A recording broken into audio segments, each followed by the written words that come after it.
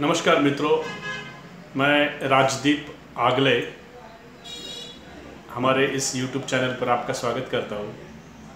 आज 5 मार्च 2025 है और आज के दिन हम लोग एक इन्फॉर्मेशन से भरा हुआ वीडियो आपके लिए लेके आए हैं। आज के वीडियो का विषय है अफ़गानिस्तान जो राज्य है। अफ़गानिस्तान में बामियान बुद्ध मूर्तियाँ हैं। भगवान बुद्ध की बहुत बड़ी बड़ी बुद्ध मूर्तियाँ वहाँ पे थी। वो क्या विषय है, ये विषय हम लोग आज की वीडियो में चर्चा में लाने वाले। इस वीडियो का जो पर्पज़ है वो एजुकेशन पर्पज़ से हम लोग इस वीडियो को बनाया है। और दुनिया में जो बहुत सारी अलग अलग चीज़ें हैं, अलग अलग बुद्ध मूर्तियाँ हैं, अलग अलग बुद्धिस्ट जो स्थल है, उसके बारे में अवेयरनेस बढ़ाने का, लोगों में अवेयरनेस उसका बढ़ाने का उस हेतु से हम लोग ने इस वीडियो का निर्माण किया हुआ है। मित्रों, इस विषय पर हम लोग एक सीरियल चलाने वाले, वीडियो के सीरियल चलाने वाले, जिसके द्वारा हम लोगों में जानकारी, अवेयरनेस बढ़ाने का हेतु रखा हुआ है।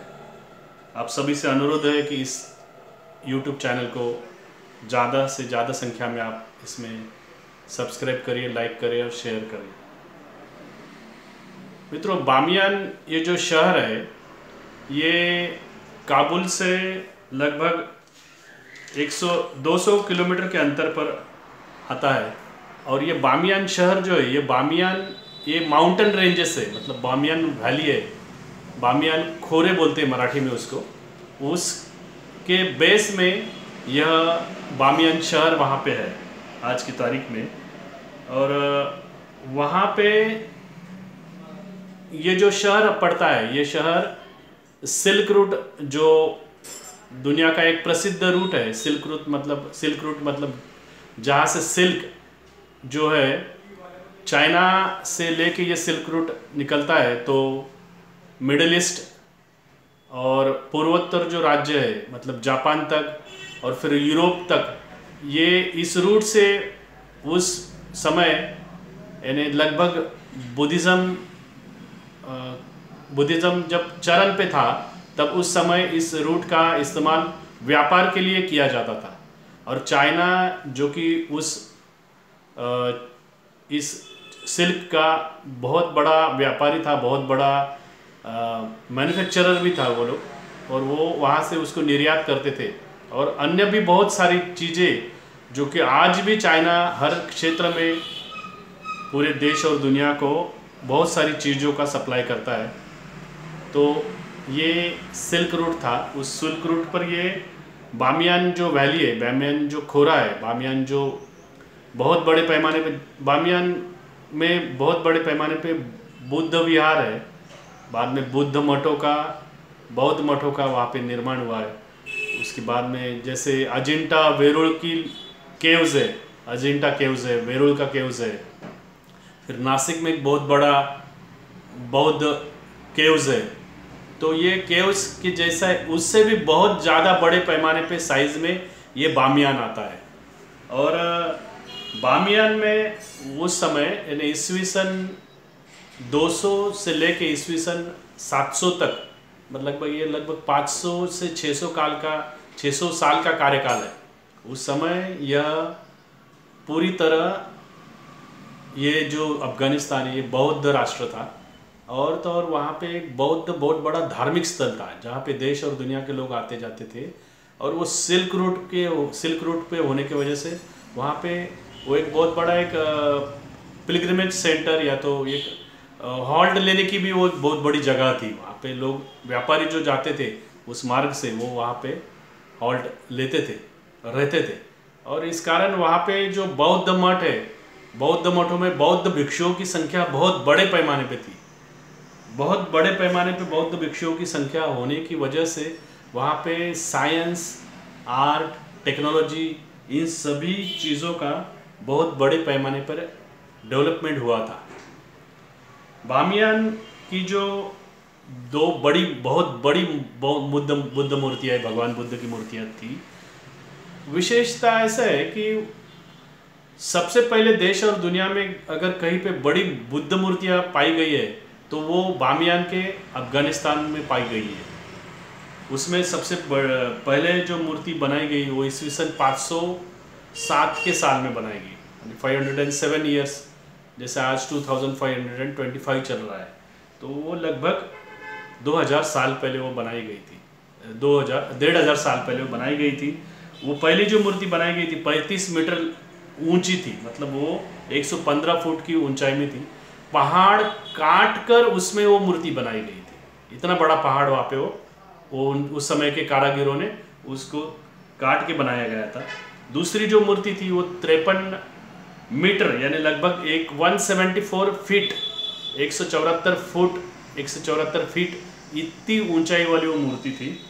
और ये जो मूर्ति का जो कारागिरी है, मतलब वो सिविल इंजीनियरिंग का, आज की भाषा में, या तो कोई भी इंजीनियरिंग की ले लो आप, स्ट्रक्चरल इंजीनियरिंग ले लो, सिविल इंजीनियरिंग ले लो, आर्किटेक्चरल इंजीनियरिंग ले लो, वो उस इंजीनियरिंग का सर्वोत्तम उदाहरण है, क्योंकि वो बनाई गई ईस्वी सन 507 में। दूसरी मूर्ति बनाई गई ईस्वी सन उसी लगभग, दूसरी मूर्ति भी उसके बाद में बनाई गई, लगभग 10-20-50 साल के अंतर पर वो बनवाई गई थी।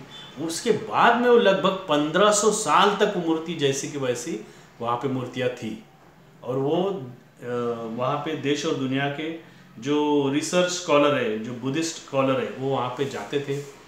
विशेषतर चाइना और जापान के जो स्कॉलर्स थे उनका वहाँ पे बहुत बड़े पैमाने पे इंटरेक्शन था, वो वहाँ पे जाते थे।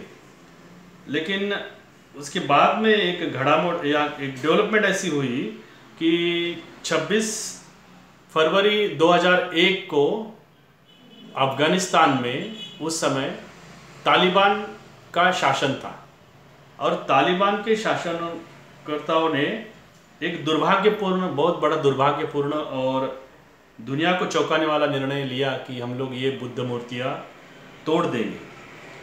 और इनको फिर आदेश निकालने के बाद में तुरंत ही 26 फरवरी होने के बाद में 2 दिन में तो फरवरी खत्म हो जाता है। 28 फरवरी का तो महीना रहता है, 28 दिन का, या तो 29 दिन का रहता है।